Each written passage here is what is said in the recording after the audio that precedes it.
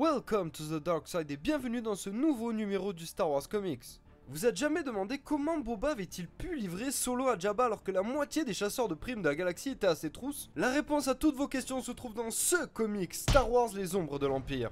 Après son emprisonnement dans la carbonite, Solo est livré par Dark Vador à Boba Fett. Celui-ci parvient alors à quitter Bespin. Néanmoins, le trajet jusqu'à Tatooine s'avère être plus complexe que prévu. Boba dira même de Solo que celui-ci était une véritable source d'ennui même enfermé dans la carbonite. Boba Fett n'est d'ailleurs pas le seul en difficulté. Dark Vador se trouve lui aussi dans une position assez délicate, entraîné malgré lui dans un complot d'ordre galactique ayant pour protagoniste le prince Xizor et l'empereur lui-même. Luke et Leia ne sont eux aussi pas en reste, puisque Luke frôle la mort sur Gal et que Leia se retrouvera elle aussi encore une fois au cœur de sombres machinations. Mais tout d'abord commençons par le nerf de la guerre quand on parle de comics, les illustrations. Ici on n'est vraiment pas déçu d'authentiques chefs-d'œuvre, chaque illustration est prenante et elles retranscrivent parfaitement l'atmosphère mais aussi les émotions des personnages. De plus ici on est face à de réelles créations, on pourrait presque apercevoir les coups de crayon des illustrateurs. Vous l'avez donc bien compris, on est quand même loin de certains comics modernes où l'utilisation de Photoshop se fait à outrance. Les chefs d'orchestre de ce chef-d'œuvre sont autres que Killian Plunkett et John Nadeau. Pour ceux qui ne connaissent pas Killian, c'est un dessinateur phare de la saga Star Wars. En effet, plus que Star Wars les ombres de l'Empire, Killian a travaillé sur Star Wars X-Wing Rogue Squadron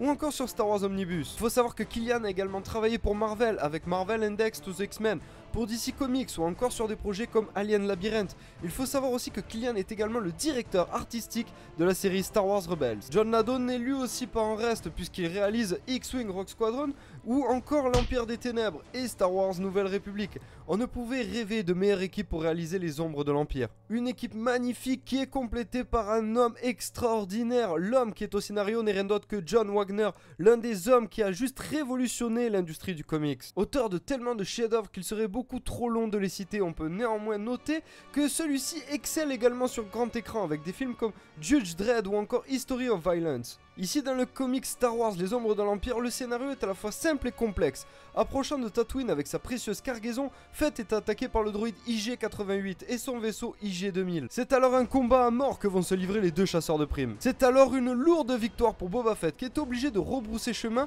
et de se poser sur Gal afin de réparer le Slave. Pendant ce temps, cherchant à récupérer Han par tous les moyens, l'Alliance et Leia lancent un assaut sur Gal. Escortés dans un premier temps par Dash Rendar, nos héros affrontent les forces impériales stationnées sur la planète. Il s'engage alors une bataille colossale, une bataille qui a failli coûter la vie à Luke Skywalker. En effet, son X-Wing avait alors été saboté. Les ombres de l'Empire nous entraînent alors dans une histoire palpitante où Boba Fett devra affronter des chasseurs de primes comme Borsk, Zuckuss et Katlom. Boba surnommera même Solo l'homme carbonite, le chef-d'œuvre de Dark Vador. Dans cette course effrénée, Luke qui tente de retrouver Solo est aidé par Dash Rendar et Jinx qui sous les ordres de Vador tente de garder Skywalker en vie. Pendant ce temps, Leia et Chewbacca deviennent les otages du prince Xizor qui grâce à ses phéromones séduit la princesse, un piège afin d'attirer Skywalker. Xizor qui joue ici un double jeu, tantôt allié de l'Alliance rebelle en persuadant l'empereur de laisser fuiter les plans de l'étoile de la mort, mais également allié de l'Empire et surtout de l'empereur. Xizor a pour sombre projet la chute de Vador, une chute qui serait engendrée par la mort de Skywalker. Au final, Xizor ferait presque passer Jabba le Hutt pour un bisounours. Vous l'avez donc compris, la série Star Wars Les Ombres de l'Empire est vraiment une série à lire et à relire, de magnifiques illustrations et surtout un scénario à couper le souffle. Yeah, c'est la fin de cet épisode, j'espère que vous l'avez aimé, en tout cas si c'est le cas, n'hésitez pas à lâcher un max de pouces bleus, ça m'aide vraiment énormément. N'hésitez pas à dire dans les commentaires ce que vous avez pensé de cet épisode, les points positifs et les points négatifs, voilà ça m'aide, je m'améliore grâce à vous. Également, la semaine prochaine, le prochain épisode d'Holocron, et vous allez pouvoir choisir de quel personnage on va en parler, en sachant que vous allez devoir choisir parmi les Arc Troopers. Vous me dites quel Arc Trooper vous voulez que je parle, et moi je vous fais un épisode là-dessus. Voilà, c'est aussi simple que ça. En tout cas, moi j'ai pris un réel plaisir à tourner ce Star Wars Comics, j'espère que vous l'avez vraiment aimé. En tout cas, je vous dis à très vite les amis, et que la force soit avec vous.